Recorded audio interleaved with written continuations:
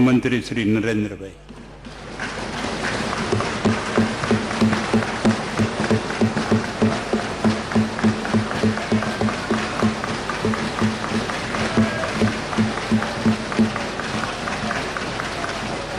માન્ય અધ્યક્ષશ્રી,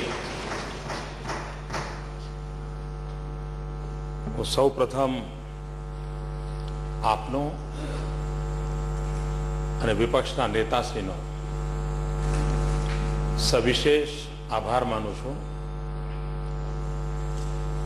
કારણ કે આજનો આ અવસર એ આપના થકી છે અને દેશ અને દુનિયામાં લોકો પૂછે છે કે આ ગુજરાત મોડેલ છે શું? આ ઘટના એ ગુજરાત મોડેલ, આ ઘટના પોતે જ ગુજરાત મોડેલ છે કે જ્યાં સૌ સાથે મળીને સારું કરવા માટેનું મંથન કરતા હોય છે, મનોમંથન કરતા હોય છે. આજે અહીંયા ગુજરાતના શ્રેષ્ઠીજનો પણ પ્રેક્ષક દીર્ઘામાં વધાર્યા છે.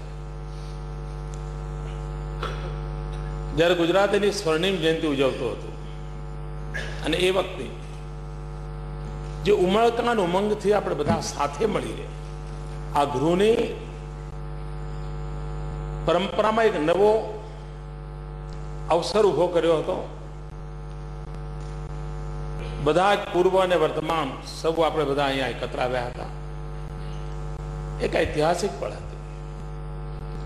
હિન્દુસ્તાનની લોકશાહી પરંપરા અને સંવૈધાનિક સંસ્થાઓમાં આજની આ ઘટના પણ, અને જેનો સંપૂર્ણ યશ વિપક્ષને જાય છે. હું માનું છું કે આ બહુ જ મોટી ઘટના છે. અને માન્ય શંકરસિંહજીએ કહ્યું એમ કે વજુભાઈએ સીટ છોડી અને મારી યાત્રા શરૂ થઈ, તો એ પણ, અને પછી જ હું ધારાસભ્ય બન્યો. આજ ગૃહમાં મારું શિક્ષણ થયું.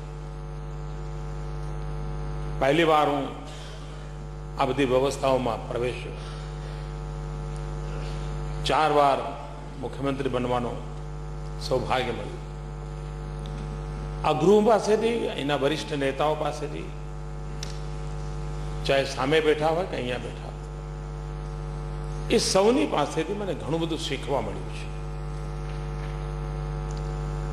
અમરસિંહભાઈ નું હું એ રીતે આજે સ્મરણ કરીશ કે જ્યારે હું નવો આવ્યો હતો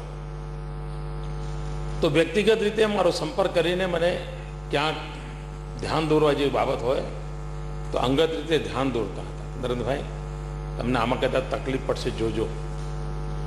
સામાન્ય રીતે વિપક્ષના વ્યક્તિ આ બધું ના કરે, પણ આપણા ગુજરાતની એક ઉજ્જવળ પરંપરા રહી છે કે જેના કારણે આ બધું બનતું હતું અને એના જ કારણે આપણે ગુજરાતને આગળ ધપાવી શકાય છે. મારો એક ક્યારેય મત રહ્યો નથી કે આ બધું આ 12 વર્ષ 13 વર્ષમાં થયું છે. ના, ગુજરાતના સ્થાપના કાળથી બધાએ સામૂહિક રીતે પ્રયત્નો કર્યા છે. ક્યાંક એનો વ્યાપ, ક્યાંક એની ગતિ, ક્યાંક એની ઊંચાઈ, એમાં વર્તમાન સમયમાં સવિશેષ યોગદાન થયું હશે અને જેને દુનિયાએ નોંધ પણ લીધી છે. એ દિવસો હું યાદ કરું છું કે જ્યારે ભયંકર ભૂકંપની અવસ્થા પછી મારે અહીં આવવું પડ્યું હતું. એના પહેલા 3 વર્ષ લગાતાર દુષ્કાળ, સાયક્લોન, ગુજરાતને કરોડરજ્જુ કહેવાય એવી નાગરિક બેંકોના આર્થિક ગોટાળાઓ, માધુપુરા બેંક જેવી બાબતો જેણે ગુજરાતની એક પ્રકારે આર્થિક કમર તોડી નાખી હતી અર્બન કોઓપરેટિવ બેંકના કારણે. એવા એ વાતાવરણની અંદર આ જવાબદારી મારી પાસે આવી હતી. અને હમણાં શંકરસિંહભાઈએ ખૂબ સરસ રીતે વર્ણન કર્યું કે આ સરકાર કેટલું બધું બાકી મૂકીને ગઈ છે, કેટલા બધા કામો બાકી મૂકીને ગઈ છે. ખૂબ સરસ રીતે વર્ણન કર્યું. એમના પક્ષમાં હવે શું થશે મને ખબર નથી, પણ આખું એમણે વર્ણન કર્યું આટલું બધું બાકી મૂકીને ગયા છે. પણ મને વિશ્વાસ છે જેમ ગુજરાતમાં અનેક સંકટો પછી ગુજરાત આપણે આગળ કાઢી ગયો, દેશ પણ આગળ જશે જો મારો પૂરો વિશ્વાસ.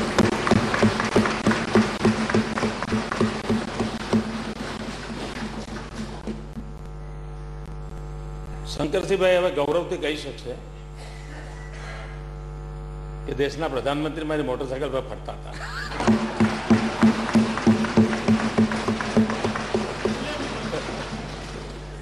કદાચ ગુજરાતનો કોઈ જિલ્લો એવો નહીં કે હું 2 જણા મોટરસાયકલ પર પ્રવાસ નથી કરતો.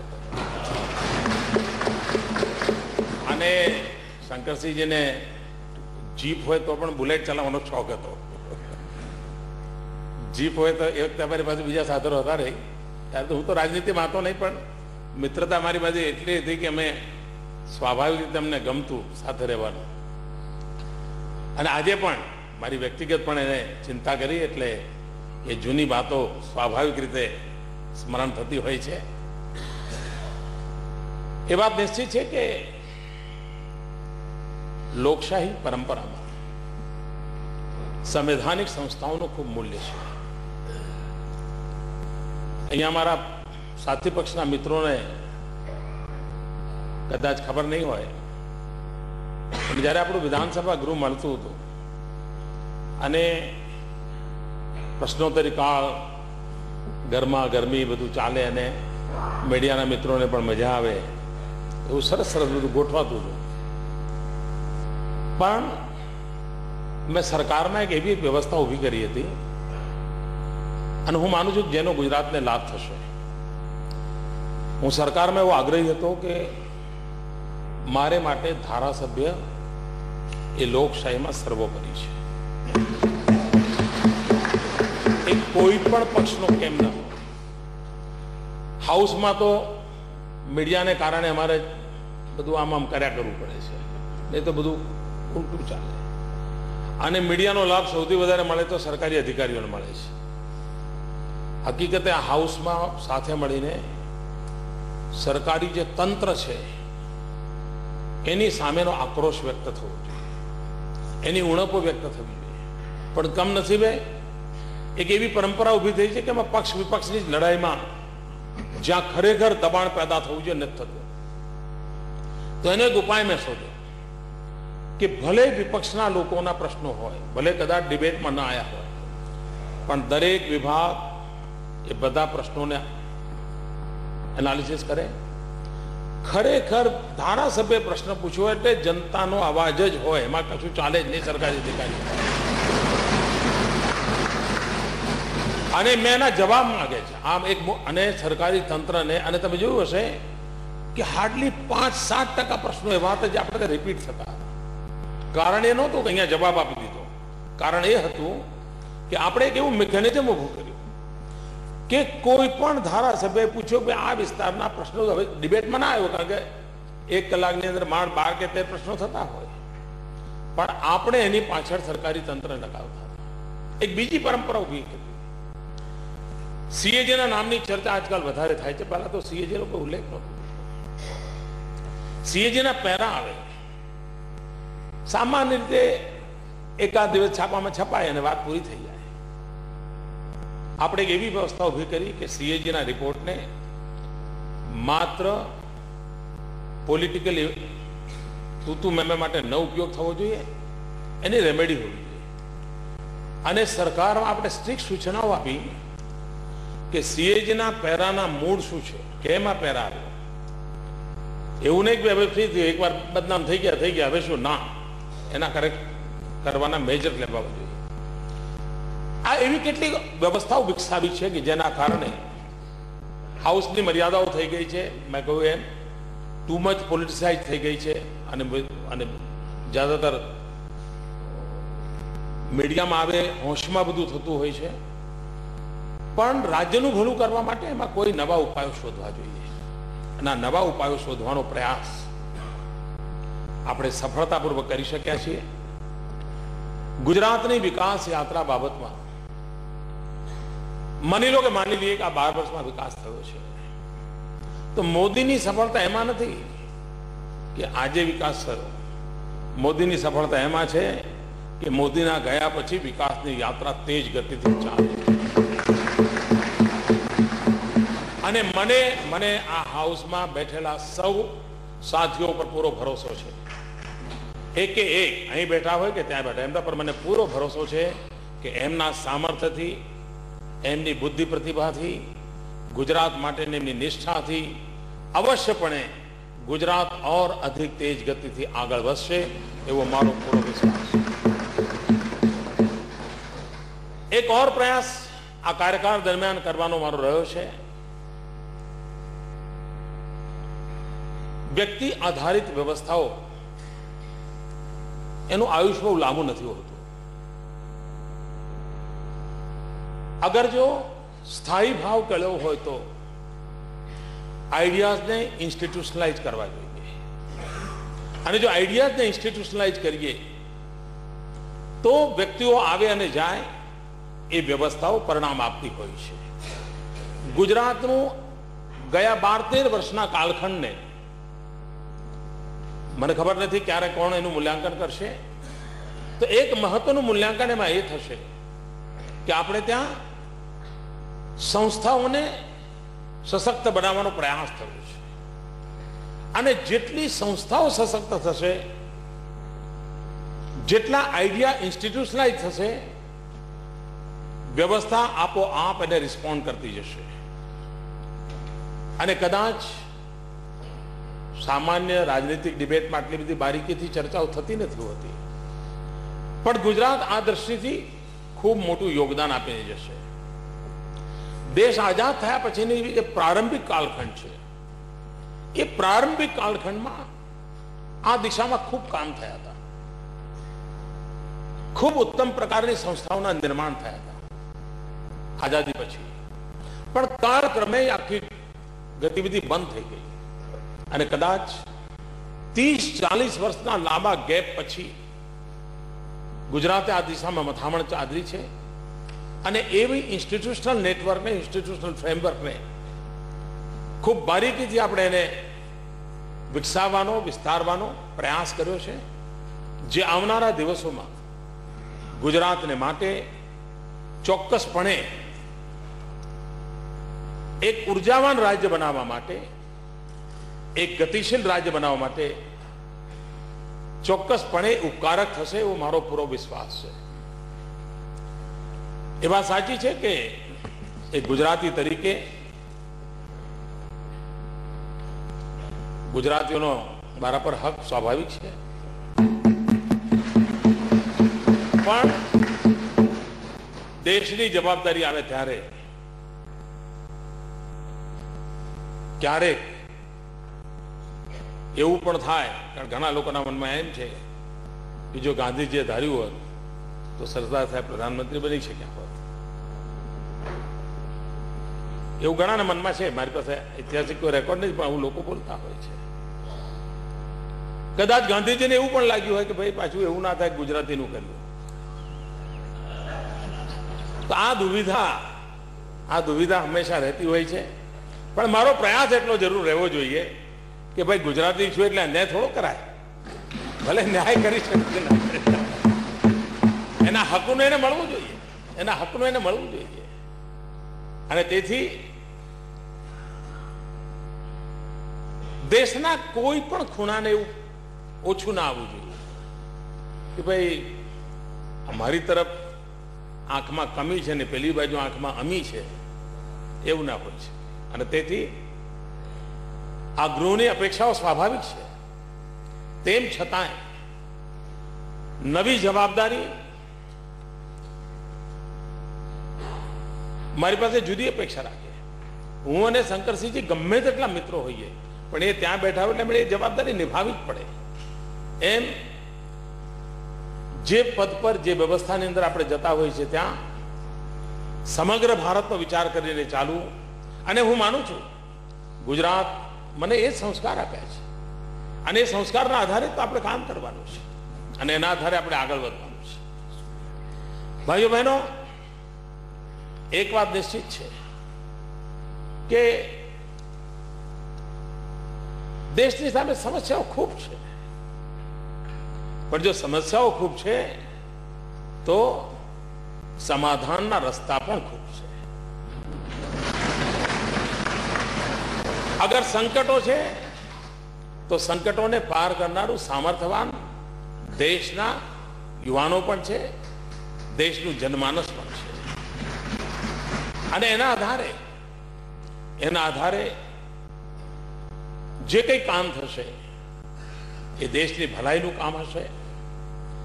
આ સદને મને ઘણું બધું આપ્યું છે અને આજનો અવસર કદાચ મને યાદ છે જનરલ કરિયપ્પાના જીવનની એક ઘટના. જનરલ કરિયપ્પાનું પોતે નાના સ્થાન પરથી આવતા હતા, એમનું વતન બહુ નાનું હતું. બહુ વર્ષો પછી એમનું સન્માન એમના ગામમાં થયેલું. એ દિવસે જનરલ કરિયપ્પાએ જે ભાષણ કર્યું તે બહુ ઐતિહાસિક ભાષણ છે. જનરલ કરિયપ્પાએ કહ્યું કે હું સેનાનો વડો રહ્યો, દુનિયાની અંદર મારું નામ હતું, વિશ્વની દરેક સેનામાં જ્યાં જવું ત્યાં મને સલામ થતી હતી, મને ગૌરવ ખૂબ મળ્યું છે, અનેક જગ્યાએથી મળ્યું છે. પણ આજે મારા ગામમાં મારા લોકો વચ્ચે જે નાનકડું ગામ એ જે સ્વાગત થઈ રહ્યું છે એનો મારા માટે જીવનનો અતકેરો આનંદ છે. દુનિયામાં ગમે તેટલી વાહવાહી થાય, પોતાનાની વચ્ચે થાય એની મજા ઓર છે. આનો અંતર્મનનો આનંદ, એક અનુભૂતિ અલગ કરાવતો હોય છે. મજો આવતાની સાથે શંકરસિંહભાઈએ મને ખેસ પહેરાવીને પ્રેમથી આ ચીજો જીવનભર સ્મરણ રહેતી હોય છે. આ બધી નાની બાબતો નથી અને આ માત્ર રાજકીય ગતિવિધિનો હિસ્સો નથી હોતો, અંતરના ઉમરકાથી થતું હોય છે. અને આવા ઉત્તમ ભાવ સાથે હું જાતો હોઉં, આપ કલ્પના કરી શકો મને કેટલો આનંદ હશે ભાઈ. માની લો કે અંદર ખૂણે ખૂણે બી ક્યાંક ખૂણામાં કઈ ખાચરો પડ્યો છે ને, આ પ્રસંગ ઘટાડી નાખે, ઘસી નાખે. આટલી મોટી તાકાત પડી છે. અને હું માનું છું કદાચ આ પ્રેમનો સંબંધ, અને એ વાત સાચી છે કે હવે પ્રધાનમંત્રી કાર્યાલયમાં ગુજરાતી પણ બોલાશે.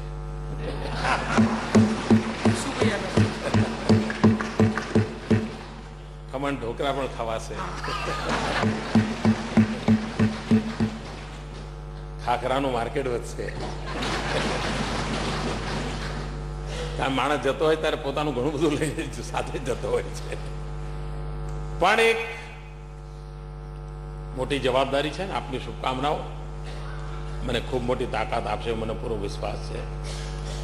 અને મને મારામાં જેટલો વિશ્વાસ છે એના કરતાં વધારે આપ સૌ સ્વજનોની શુભકામનાઓમાં વિશ્વાસ. એ શુભકામનાઓ મારી પ્રેરણા છે, એ શુભકામનાઓ મારું સામર્થ્ય છે. અને હું આ સદનને વિશ્વાસ આપું છું, કારણ કે આના પછી આ સદનમાં મને પ્રવેશ ક્યારેય શક્ય બનશે કે નહીં. કોઈ એવો પ્રસંગ આવે જ્યારે ગુજરાતના 75 ઉજવાતા હોય ને કંઈક સામૂહિક એક વખતની સરકાર કરે ને જૂના બોલાવે તો વાત જુદી છે. મારા માટે આ સદનમાં એક વાત મારે કહેવી પડશે કે હું સદનમાં ખૂબ ઓછું બોલ્યો, કદાચ બોલ્યો જ નથી એમ કહું તો ચાલે. શરૂઆતમાં 1 કે 2 વાર બોલ્યો હતો. અને તેથી મને ઇવન અમારા સાથી પક્ષના મિત્રો પણ દરેક વિધાનસભામાં મેં કહેતા હતા, સાહેબ બહાર તો બધો લાભ મળે છે, અમને કેમ નથી મળતો. પણ મારી એક મનની હંમેશા લાગણી રહી હતી કે સદનમાં મારે સૌને સાંભળવા જોઈએ. અને આપણે જોયું હશે ખૂબ ધીરજપૂર્વક હું બધાને સાંભળતો હતો. અને આપણે એ પણ માર્ક કર્યો છે કે પ્રતિપક્ષના ઘણા બધા વિચારોને આપણે સરકારમાં અમલ કર્યા હતા. કદાચ રાજકીય કારણોસર ક્રેડિટ નહીં આપ્યું હોય, જાહેર નહીં કર્યું હોય, પણ તમારામાંથી જે નીકળતી વાતો હતી ઘણી બધી અમને કામમાં આવતી હતી. અને સકારાત્મક બાબતો ઘણી નીકળતી હતી. એનો પણ સરકારના બજેટમાં, ગવર્નરશ્રીના ભાષણમાં ક્યાંય ને ક્યાંય તમે જો શોધતો ધ્યાનમાં આવશે, હા યાર આ તો મેં કહ્યું હતું. એવી ઘણી બાબતો છે. અને હું માનું છું એ સામૂહિકતાની શક્તિ છે. અને એના આધારે જ આપણે બધાએ સાથે મળીને ગુજરાતની સેવા કરી છે. એને ઓર અધિક શક્તિથી કરીશું. અને એ વાત સાચી છે કે મોસાળમાં જમણ હોય અને માં પીરસનારી હોય તો જરા સહેલું પડે. એક વચન મેં વર્ષો પહેલા બળવંતસિંહને આપેલું છે, જાહેર કરવામાં વાંધો નહીં બળવંતસિંહભાઈ.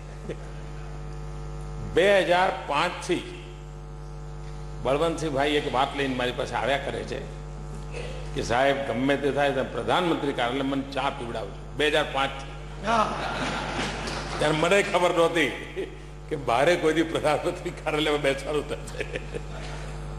ખેર, મિત્રોની લાગણી, આ ભાવ આજે સાકાર રૂપ થઈ રહ્યું છે. હું ફરી એકવાર આ સદનનો, આપ સૌ માન્ય ધારાસભ્યોનો હૃદયપૂર્વક આભાર માનું છું.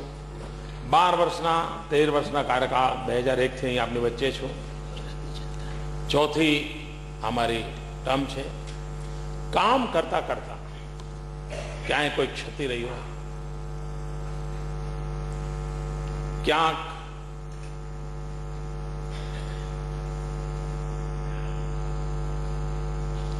મારા વ્યવહારમાં દોષ રહ્યો,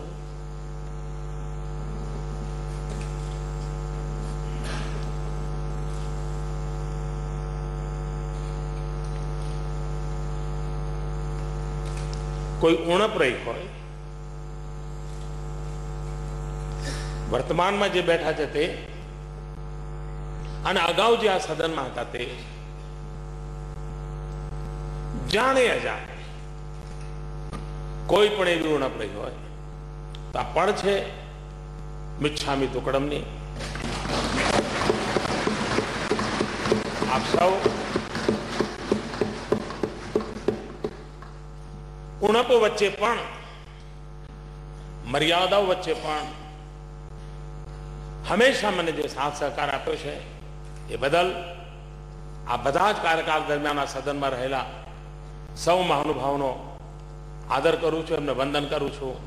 આ પવિત્ર ગૃહને વંદન કરું છું અને ફરી એકવાર માન્ય અધ્યક્ષજીનો આભાર માનું છું અને વિશેષ કરીને પ્રતિપક્ષનો આભાર માનું છું કે એક ઉત્તમ સુખદ વાતાવરણ, આવું સૌભાગ્ય બહુ ન મળે ભાઈ, જે મને મળ્યું છે, જે આપે આપ્યું છે, એ બદલ